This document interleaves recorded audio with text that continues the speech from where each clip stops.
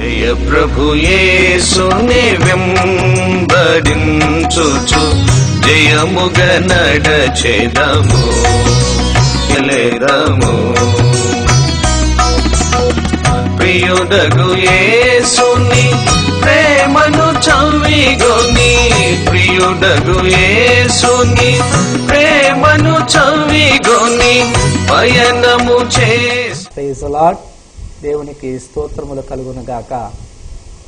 వందనాలు. Praise the lord. దేవుని ప్రియులారా, బాగున్నారా? మీరు, మీ పిల్లలు, మీకు కలిగిన వారందరూ క్షేమస్థితిలో ఉన్నారని నేను నమ్ముతున్నాను. మీ కొరకు మేము ప్రార్థన చేస్తున్నాం. మా పరిచర్య కొరకు మీరు ప్రార్థన చేస్తున్నందుకై ప్రభువును స్తుతిస్తున్నాను. నమ్మకమైన పరిచర్య, పరలోకములో ప్రతిఫలం పొందేటటువంటి పరిచర్య, ప్రభువుకి ప్రీతికరమైనటువంటి సేవ చేయులాగున ప్రార్థన చేయండి దయచేసి. ఈరోజు దేవుని యొక్క వాక్యాన్ని మనం ధ్యానించుకుందాం. ప్రభు యొక్క మాట మనల్ని జీవింపచేసిద్ది. ప్రభు యొక్క మాట మనల్ని ఉత్తేజపరిచిద్ది. ప్రభు యొక్క మాటలలో నిత్య జీవం ఉన్నది. ఆ నిత్య జీవపు ఓటతో మనం జీవించాలంటే నిత్య జీవపు ఓటల దైవ వాక్యము మన హృదయంలో నివసించాలి. అందుకే భక్తుడు అంటాడు, దేవా, నీ ఎదుట నేను పాపము చేయకుండానట్లుగా దేవుని యొక్క వాక్యాన్ని నా హృదయములో దాచుకుంటున్నానని. కాబట్టి దేవుని యందు ప్రియమైనటువంటి వారులారా, దేవుని యొక్క వాక్యం మన జీవితంలో ఉన్న ఎడల దేవుని యొక్క వాక్యం మన జీవితాన్ని నడిపించేది.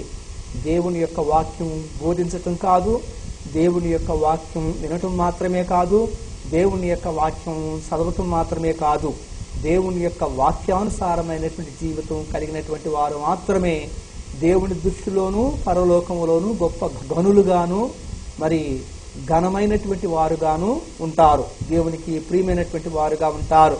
కాబట్టి అన్నిటికంటే ముఖ్యంగా దేవుని యొక్క వాక్యానికి మనం ప్రాధాన్యతను ఇవ్వవలసినటువంటి వారమై ఉన్నాం. రక్షణ పొందిన తర్వాత మన యొక్క జీవితం దేవుని యొక్క వాక్యముతోటి, దేవుని యొక్క ఆజ్ఞలతోటి ముడివేయబడి ఉన్నది. కాబట్టి లోకస్తులతో మన జీవితాన్ని పోల్చుకోవటానికి వీల్లేదు. లోకస్తులు దేవుని యొక్క వాక్యం ఎరగనటువంటి వారు. లోకము దేవుని యొక్క వాక్యం ఎరగదు, అంగీకరించదు. కాబట్టి వారి యొక్క జీవితానికి దేవుని యొక్క వాక్యానికి భిన్నంగా ఉంటుంది. తూర్పు పడమరలాగా ఉంటుంది. కానీ దేవుని పిల్లలైనటువంటి మన జీవితాలు అలా ఉండటానికి వీల్లేదు. మన యొక్క జీవితం యొక్క నడవడి, ప్రవర్తన దేవుని యొక్క వాక్యాన్ని చెప్పే విధంగా ఉండాలి. అందుకే హానోకు దేవునితో నడిచెను అనే మాట మనం చూస్తున్నాం. అంటే దేవుని యొక్క వాక్యాన్ని తాను బోధించాడనక్క లేదు, కానీ దేవుని యొక్క వాక్యాన్ని హానోకు తన జీవిత ప్రవర్తన ద్వారా చుట్టూ ఉన్నటువంటి సమాజమునకు తాను వ్యక్తపరిచాడు. కాబట్టి ఒక దేవుని యొక్క వాక్యము ఒక ఎఫెక్టివ్గా ఒక మనిషి జీవితంలో పనిచేయాలనంటే మనం దేవుని యొక్క వాక్యం మధురముగా మరి జ్ఞానయుక్తమైనటువంటి మాటలతో చెప్పినందువలన కాదు, కానీ మన యొక్క ప్రవర్తన దేవుని యొక్క వాక్యానుసారంగా ఉన్నప్పుడు ఆ ప్రవర్తనను గమనించినటువంటి వారు ఆ ప్రవర్తనతో, దేవుని వాక్యముతో కూడినటువంటి ఆ ప్రవర్తనను వారి జీవితంలో ఎఫెక్టివ్గా పనిచేస్తుంది. కాబట్టి మనము అన్నిటికంటే ముఖ్యంగా దేవుని యొక్క వాక్యానికి ప్రాధాన్యతను ఇవ్వవలసిన వారమై ఉన్నాం. దేవుని యందు ప్రియమైనటువంటి వారులారా, ఈరోజు నా వాక్య అంశం ఏమిటంటే దేవుని యొక్క పిల్లల యొక్క ఆశీర్వాదాలు. అన్ని ఆశీర్వాదాలు, బాహ్య సంబంధమైన ఆశీర్వాదాలు, పర సంబంధమైనటువంటి ఆశీర్వాదాలు దేని మీద ఆధారపడి ఉంటుందంటే మరి దైవికమైనటువంటి ఆత్మీయ జీవితం మీద ఆధారపడి ఉంటుందనేది నా యొక్క ఈ దిన వాక్య అంశమై ఉన్నది. మనమందరం దీవించబడాలని, ఆశీర్వదించబడాలని ఇష్టపడుతూ ఉంటాం. అన్ని విషయాలలో ఆరోగ్యపరంగా దీవించబడాలని, మనం చేసే వ్యాపారములు, ఉద్యోగములు, చదువులు, మరి మన యొక్క క్రియలన్నింటిలో కూడా దీవించబడాలని మనం ఆశపడుతుంటాం. అలాగూ మనం ప్రార్థన చేస్తూ ఉంటాం. కాబట్టి మన యొక్క ఆశీర్వాదము మన యొక్క దైవికమైనటువంటి నడవడి మీద, మన యొక్క ఆత్మీయ జీవితం మీద ఆధారపడి ఉంటుంది అనే విషయాన్ని మనం గ్రహించలేకపోతా ఉంటున్నాం. ఆ యొక్క విషయాన్ని దేవుని యొక్క వాక్యము ద్వారా మీకు తేటగా, క్లుప్తంగా తెలియచేయాలన్నదే ఈ దిన నా ప్రయాసమై ఉన్నది. దయచేసి అందుకొరకైనటువంటి దేవుని యొక్క వాక్యాన్ని మనం ధ్యానం చేసుకుందాం. యోహాను రాసిన 3వ పత్రిక 2వ వచనంలో ఇలా ఉంది, ప్రియుడా, నీ ఆత్మ వర్ధిల్లుచున్న ప్రకారము నీవు అన్ని విషయములలోనూ వర్ధిల్లుచు సౌఖ్యముగా ఉండవలెనని ప్రార్థించుచున్నాను.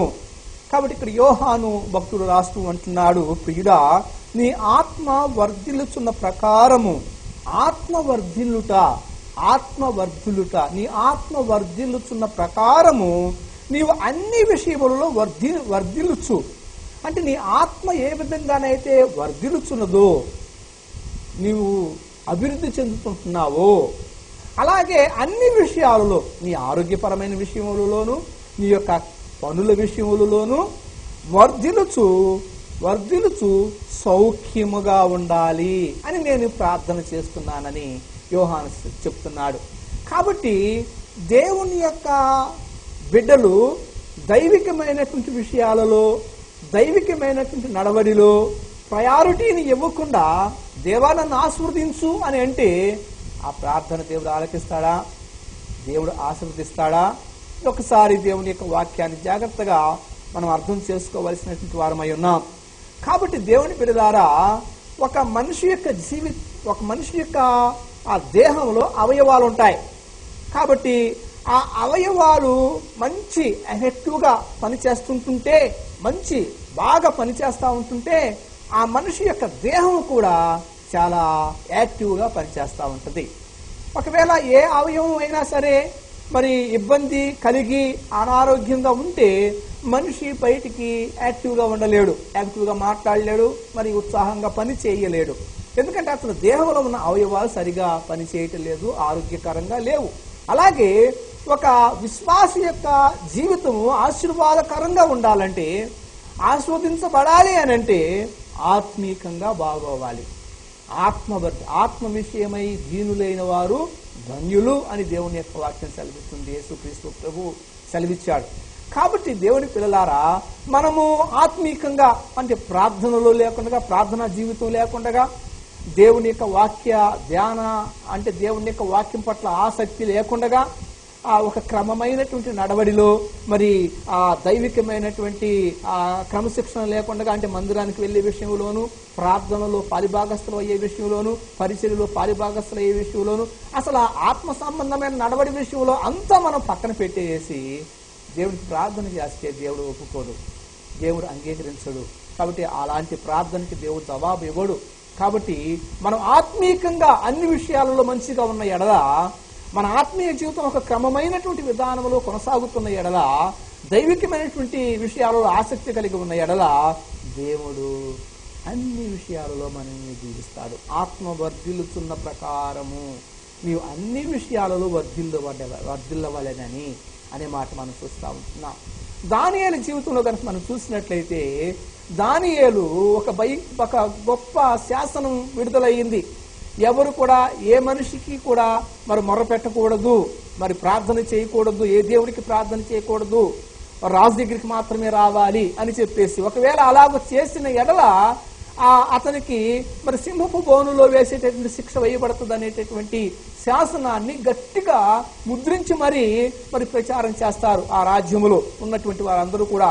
అయితే దానియేలు ఏమాత్రం కూడా భయపడకుండా యథాప్రకారంగా మరి తన గదిలోనికి వెళ్ళి యెరూషలేము తట్టు తన గది కిటికీ తలుపులు తెరిచి ముమ్మారు ప్రార్థన చేసిన యథాప్రకారం అనేది అక్కడ అది చిన్న మాట అయినా కానీ చాలా ప్రాముఖ్యమైన మాట. యథాప్రకారం అనంటే తాను అనుదినము చేస్తున్నటువంటి పని. యథాప్రకారంగా మనం లేవగానే మొహం కడుక్కుంటాం, లేకపోతే కొంతమంది కొన్ని యాక్టివిటీస్ ఉంటాయి, అలవాట్లు ఉంటాయి, ప్రతిరోజు చేసే పని ఏనండి అని అంటారు. అలాగే దానియేలు ప్రతిరోజు చేసే పని, యథాప్రకారంగా చేసే పని ఏంటంటే దేవుని స్తుతించటం, ప్రార్థన చేయటం. ఆ అలవాటు కలిగి ఉన్నాడు అన్నమాట. కాబట్టి అలాంటి ఒక క్రమమైనటువంటి నడవడి దైవికంగా దానియేలు కలిగి ఉండుట చేత బబులోను దేశం అంతటి మీద కూడా గొప్ప స్థానాన్ని దేవుడు ఇచ్చినట్టుగా మనం చూస్తూ ఉంటున్నాం. కాబట్టి అతని యొక్క ఆశీర్వాదము, ఘనత దేనిని బేస్ చేసుకుని ఉందంటే తన ఆత్మీయ జీవితం, ఆత్మ వర్ధిల్లుతున్న ప్రకారంగా మరి తాను ఆత్మీయంగా తను ఏమంటున్నాడనంటే, నేను బాగుండాలి దేవుడి దృష్టిలో, ఈ లోకము దృష్టిలో కాదు, దేవుడి దృష్టిలో నేను బాగోవాలి. దేవుడి దృష్టిలో బాగున్నప్పుడు ఈ లోకములో దేవుడు తన సాక్షిగా నిలబెట్టుకుంటాడని. అలాగే మరి ఆ యేసేపు జీవితంలో మనం చూస్తే దేవునికి విరుద్ధంగా ఈ పాపం నేను చెయ్యను అని అంటాడు. అక్కడ ఎవరికి భయపడుతున్నాడు యేసేపు? అక్కడ ఉన్నటువంటి రాజుకి, ఆ పొతీఫర్కు భయపడతలేదు కానీ, మరి పొతీఫర్ భార్యకి భయపడతలేదు కానీ, లేకపోతే ఐగుప్తు దేశంలో ఉన్నటువంటి గొప్ప వాళ్ళకి భయపడతలేదు కానీ, పరలోక సింహాసనమందు ఆసీనుడై కోటాను కోట్ల దేవదూతల సమూహం చేత నిత్యము ఆరాధించబడుతున్నటువంటి దేవునికి భయపడతా ఉంటున్నాడు. దేవునికి విరోధముగా నేను ఈ పని చేయనని అంటున్నాడు. అంత భయభక్తులు కలిగినటువంటి జీవితము యేసేపు కలిగి ఉండుట వలన యేసేపుని దేవుడు ఏం చేశాడనంటే ఐగుప్తు దేశమునంతటికి కూడా ఆశీర్వాదకరంగా ఉంచాడు. దేవునికి స్తోత్రం కలుగును గాక. అంతేకాదు ఐగుప్తు దేశం మీద రాజుగా దేవుడు తనని కూర్చొని పెట్టినట్టుగా మనం చూస్తున్నాం. నీ ఆత్మీయ జీవితం ఎలా ఉంది? నీ ప్రార్థనా జీవితం ఎలా ఉంది? ప్రభు అంటున్నాడు, నువ్వు దేని గురించి చింతించమాక, దేని గురించి భయపడమాక అంటున్నాడు. నేను ఇలాంటి సమస్యలలో ఉండి ఎలా ప్రార్థన చేసుకోగలనండి అని అనటానికి వీల్లేదు.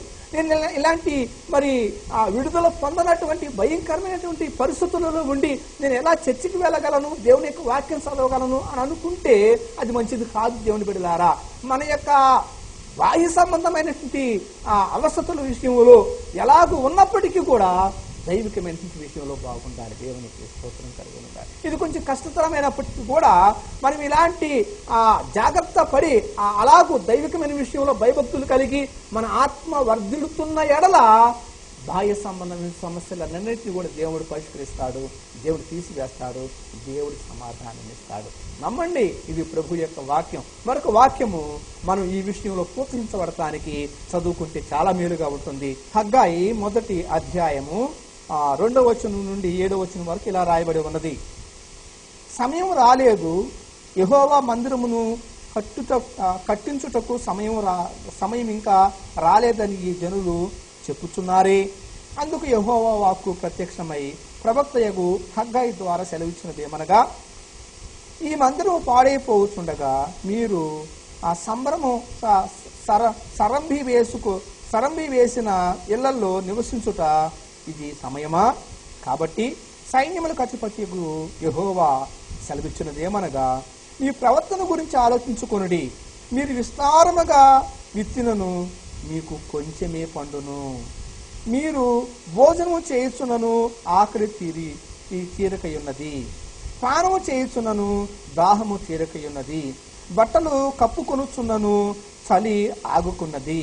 పని వారు కష్టము చేసి జీతము సంపాదించుకొనిను జీతము చినిగిపోయిన సంచిలో సంపాదించుకొనిను జీతము చినిగిపోయిన సంచిలో వేసినట్టుగా ఉన్నది. కాగా సైన్యములకు అధిపతి యెహోవా సెలవిచ్చినది ఏమనగా, మీ ప్రవర్తన గురించి ఆలోచించుకొనుడి. ప్రభు మాట సెలవిస్తుంది ఏంటంటే, మీ ప్రవర్తన గురించి ఆలోచించుకోనండి. దేవుని మందిరం కట్టడానికి సమయం రాలేదని మీరు అనుకొని మీరు సరంజాలు వేసుకుంటున్నారు, ఇల్లు కట్టుకుంటున్నారు, చాలా బాగుంటున్నారు. కాబట్టి ఆయన మీరు అలా చేస్తున్నారు. మీ ప్రవర్తన గురించి ఎలాంటి స్థితిలో ఉండారో చూడండి.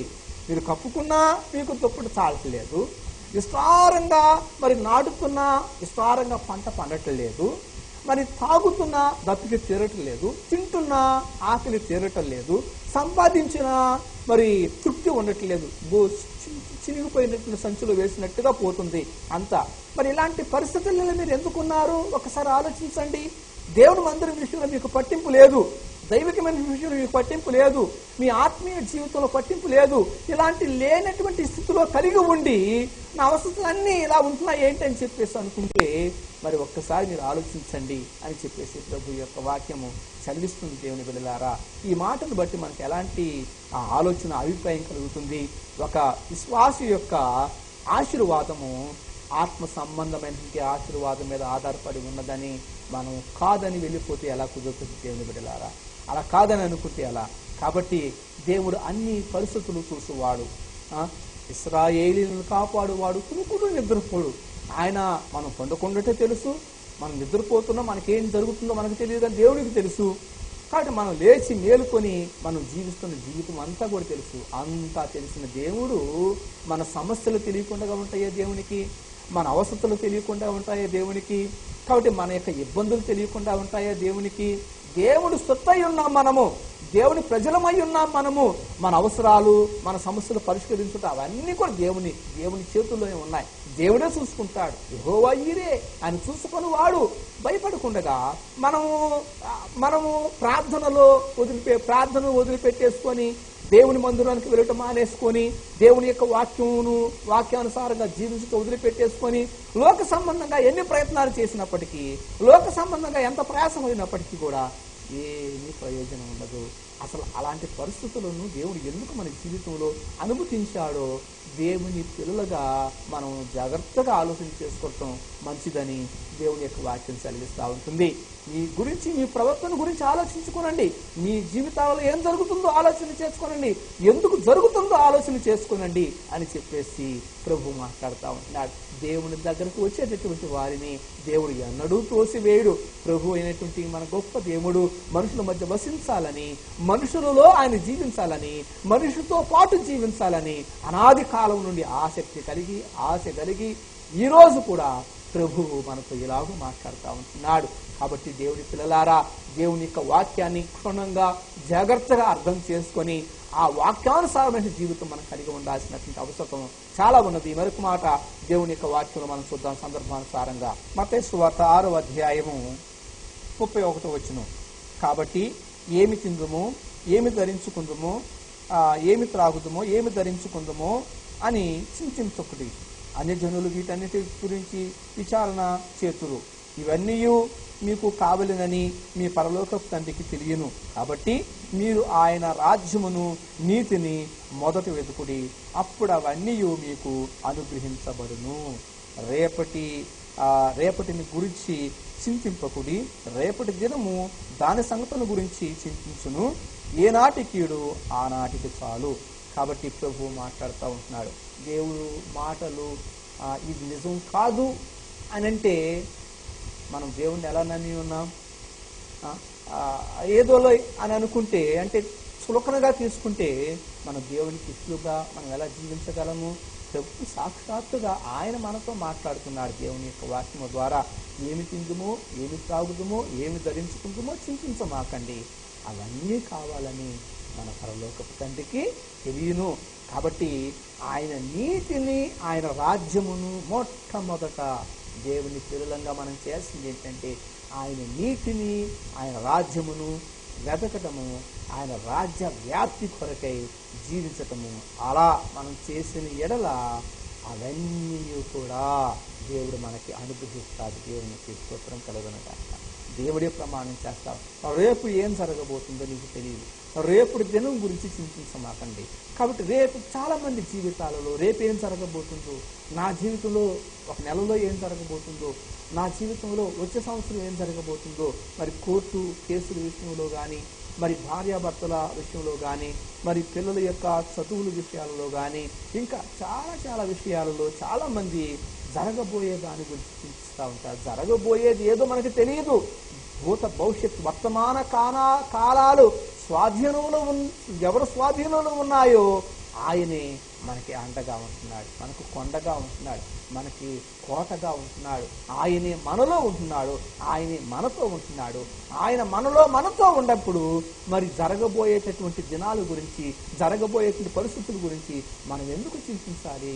మనం చేయాల్సిన పని ఏమిటంటే ఆయన నీతిని, ఆయన రాజ్యాన్ని వెతకాలి.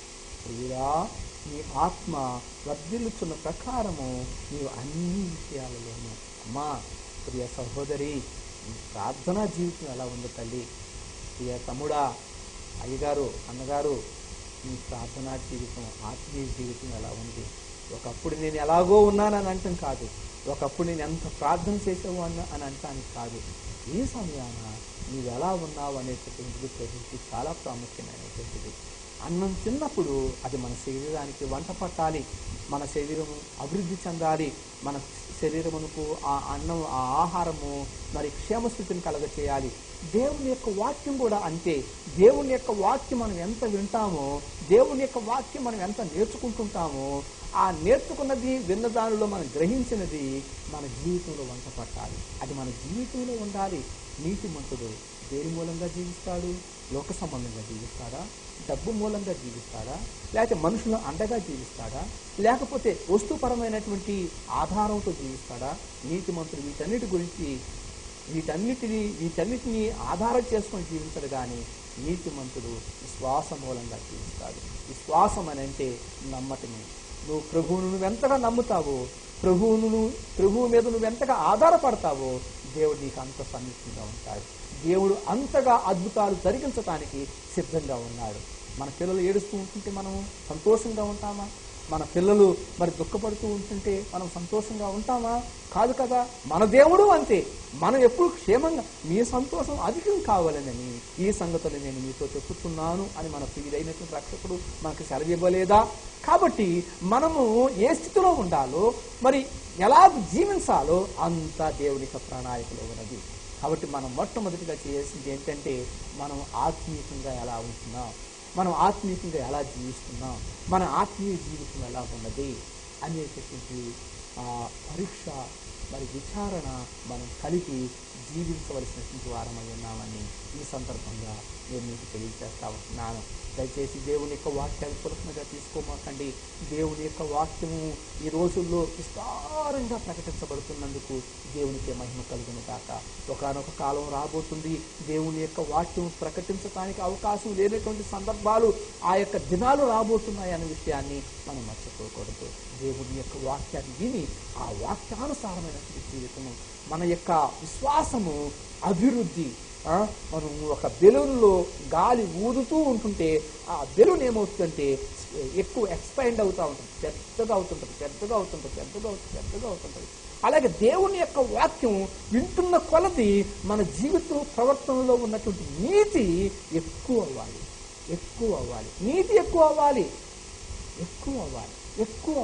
ఎంత ఎక్కువ అవ్వాలనంటే, మనల్ని చూసిన వారు, మనతో మాట్లాడిన వారు ఏమనాలనంటే, నేను ఈరోజు యేసు ప్రభువుతో మాట్లాడినట్టుగా ఉన్నది, నేను ఈరోజు యేసు ప్రభువుతో కలుసుకున్నట్టుగా ఉన్నది అన్నటువంటి సాక్ష్యాన్ని చెప్పే విధంగా ఉండాలని. అది ఎలా మనం సంపాదించుకోగలమంటే, దేవుని యొక్క వాక్యం ద్వారా సంపాదించుకోగలము. వేలాది వెండి, బంగార, విస్తార నాణ్యముల కంటే గొప్ప విలువైనటువంటిది దేవుని యొక్క వాక్యము. అంతేనంటారా?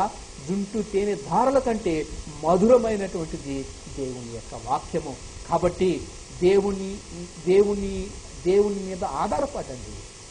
దైవికమైన విషయాలలో, అంటే ప్రార్థన విషయంలో, మందిరానికి క్రమంగా వెళ్ళే విషయంలో, దేవునికి ఇచ్చే విషయంలో, మరి దేవుణ్ణి గణపరిచే విషయంలో, దేవుణ్ణి మహిమపరిచే విషయంలో మరి ఎలాంటి వెనకడుగు వేయకుండా చురుకుగా మనం ఉంచాలి.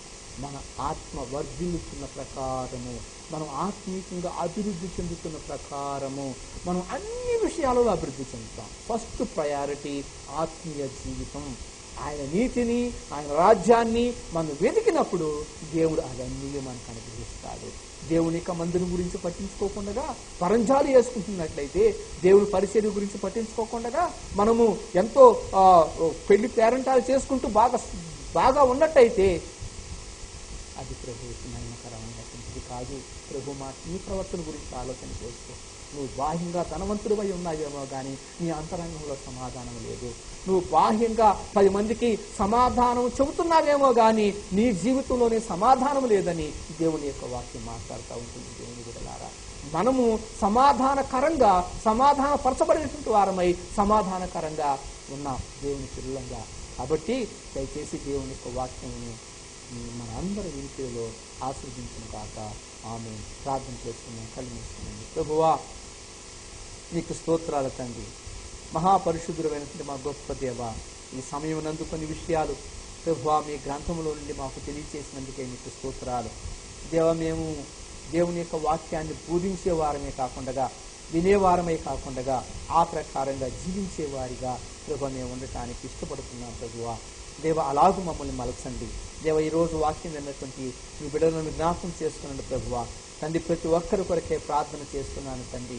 అయ్యా, ప్రతి ఒక్కరి సమస్యలు అయ్యా మీరు తొలగించండి ప్రభువా, మీకు స్తోత్రములు చెల్లిస్తున్నాం. అయ్యా, ఒక బిడ్డ అనాథగా ప్రభువా నాయన మరి ఎవరు ఆధారం లేక ఒంటరిగా జీవిస్తున్నటువంటి బిడ్డ కొరకే ప్రార్థన చేస్తున్నాను ప్రభువా. అయ్యా ఏ దిక్కు తోచనటువంటి పరిస్థితులలో తండ్రి ఎవరి దగ్గర ఆ బిడ్డ ఉంటుందో వాళ్ళ మధ్య ఎన్నో అవమానాలు ప్రభువా, ఎంతో భయంకరమైన సమస్యలు దేవా, ఎంతో చిత్రహింస అనుభవిస్తుండగా ప్రభువా అయ్యా బిడ్డ కొరకే ప్రార్థన చేస్తున్నాను తండ్రి. ఓ ఈ సమయమునందు నాయన దేవా దిక్కు లేని వారికి ఆధారం నీవే ప్రభువా, దేవా దిక్కు లేని వారిని నాయన ఆదుకుని దేవుడు నీవే ప్రభువా. కాబట్టి తండ్రి ఆ బిడ్డను ఒక్కసారి నీవు దృష్టించి ప్రభువా ఆదరణ దయచేయండి ప్రభువా. అయ్యా మీ చల్లని హస్తముతో ప్రభువా తన తలను నిమిరి ప్రభువా అయ్యా నీ కౌగిటిలో భద్రపరచని తండ్రి. అయ్యా తనను హింసించేవారు దేవా, తనను బాధ పెట్టేటటువంటి వారు తండ్రి తన మీద అవమానంగా నాయన చోట్లు మాట్లాడుకుంటున్నటువంటి వారు తండ్రి నీకు స్తోత్రాలు. నీవు చూస్తున్నావు ప్రభువా, నీవు చూస్తున్నావు ప్రభువా. దేవా నీకు స్తోత్రములు. వాళ్ళందరి మధ్య ప్రభువా నీ బిడ్డను ఒక ఉన్నత స్థితిలో నడిపించబోతున్నావు. నిన్ను స్తుతిస్తున్నాను ప్రభువా. అయ్యా నీకు స్తోత్రాలు. ఒక సహోదరుడు దేవా దేవుని సేవకై సమర్పణ చేసుకొని దేవుని యొక్క సేవ చేయాలన్న ఆసక్తి కలిగి ప్రభు ప్రార్థన చేసుకుంటగా ఆ యొక్క సహోదరుడు తండ్రి నీకు స్తోత్రాలు చెల్లిస్తున్నా. అయ్యా తన యొక్క ఆసక్తిని నువ్వు నైనా తెలుసుకున్న దేవుడు ప్రభువా. అయ్యా నీ పిలుపును దయచేయండి ప్రభువా. ఓ తండ్రి నీకు స్తోత్రాలు. ఓ ఈ సమయమునందు ప్రభువా నీ బిడ్డ హృదయాన్ని మీరు తాకండి తండ్రి, తాకండి ప్రభువా, తాకండి తండ్రి నీకు స్తోత్రాలు. అయ్యా ఈ సమయమునందు నీ బిడ్డను ప్రభువా దేవుని మీ ప్రత్యక్షతతో నింపండి, మీ వాక్యముతో నింపండి తండ్రి. మీ కృపా వరాలు యేసు నామములో రిలీజ్ చేస్తున్నాను తండ్రి నీకు స్తోత్రములు. గ్లోరీ ప్రభువా. ఈ బిడ్డను జీవించినందుకే నీకు వందనాలు చెల్లిస్తున్నాను. అయ్యా మీకు వందనాలు. అయ్యా భయంకరమైన వ్యాధిగ్రస్తులైనటువంటి వారిని అయ్యా మీరు ముట్టండి ప్రభువా. దురాత్మ సమూహముల చేత బాధపడుతున్నటువంటి వారికి యేసు నామములో విడుదల కలుగును గాక. సమస్త అంధకార శక్తులు లయమవును గాక. సమస్త దురాత్మ సమూహములను యేసు నామములో కొమ్మని ఆజ్ఞాపిస్తున్నాను. దేవాని బిడ్డలు ప్రతి కుటుంబాన్ని దీవించండి, ఆస్వాదించండి, మహిమ పొందండి. సమస్త ఘనత మహిమ మీకే ఆరోపిస్తూ ఈ ప్రార్థన మీ కుమారులను మా రక్షకుడైన యేసు క్రీస్తు నామములో అడుగుతున్నాము పరమ తండ్రి. ఆమేన్. తండ్రి యొక్క ప్రేమ, కుమారుని యొక్క కృప, పరిశుద్ధాత్మని యొక్క నిన్న సావాసము సదాకాలము మనకి నీ సకల పరిస్థితులకి తోడై ఉండుగాక. ఆమేన్. Praise the lord. దేవుని పిల్లలారా, మా పరిచర్య కొరకై మీతో మాట్లాడాలని ఇష్టపడుతున్నాను. మేము మాకు సమీపంగా ఉన్నటువంటి ఒక స్లమ్ ఏరియాలో చిన్నపిల్లల స్కూలు నడిపిస్తున్నాం. హాస్టల్ కూడా మా దగ్గర ఉన్నది. అనాథ పిల్లలు మరి పేద పిల్లలకి ఒక మంచి ఉజ్వల భవిష్యత్తుని ఇవ్వాలని English medium school, Telugu medium కూడా ఉంది మా దగ్గర. పరిచర్య చేస్తున్నాం. వారికి 2 పూట్ల భోజనం పెడుతూ మరి ఫ్రీగా మరి చదువు చెబుతూ ట్యూషన్ చెబుతూ వారికి దేవుని యొక్క వాక్యాన్ని నేర్పించి ప్రభు యొక్క మార్గంలో బాలుడు నడవలసిన త్రోవను వారికి నేర్పుము అన్న వాక్యాన్ని బేస్ చేసుకొని ఈ పరిచర్య చేస్తున్నాం. ఈ పరిచర్య ఒక చిన్న డాక్యుమెంట్స్ మీకు చూపించాలని ఇష్టపడుతున్నాను. మీరు చూసి ప్రార్థన చేయండి. ఎవరైనా సహాయం చేయాలనుకుంటే మా ఫోన్ నెంబర్స్ ఈ స్క్రీన్ మీద కనబడుతున్నాయి. మీరు ఫోన్ చేసి సహాయం చేయొచ్చు. ఈ పరిచర్యలో మిమ్మల్ని అందరూ పాలుభాగస్వం చేయాలని, ఈ పరిచర్యకు సంబంధించిన ఆశీర్వాదమునకు మిమ్మల్ని దూరంగా ఉంచకూడదని నేను మీతో మాట్లాడుతున్నాను. ప్రభు పరిచర్య ప్రభువే తీసుకుంటున్నాడు. అన్ని విషయాలు కూడా ప్రభు సమయంలో ప్రభు సహాయం చేస్తున్నాడు. ఆయనకి మహిమ కలుగును గాక. ఎవరైతే సహాయం చేస్తారో వారు దీవించబడతారు. మీరు దీవించబడాలని మిమ్మల్ని ఆహ్వానిస్తూ ఉంటున్నాను. మరి చిన్నపిల్లల పరిచర్య మరి ద్రాక్షావల్లి అనాథ పేద పిల్లల స్కూల్ కొరకు ప్రార్థన చేయండి. ప్రతి అవసరత తీర్చబడాలని ప్రార్థన చేయండి. దేవుడు మిమ్మల్ని మీ కుటుంబాలను దీవించిన గాక. వందనాలు. జయ ప్రభు యేసుని వెంబడించుచు జయముగ నడచెదము. యేసుతో జయముగ వెడలెదము.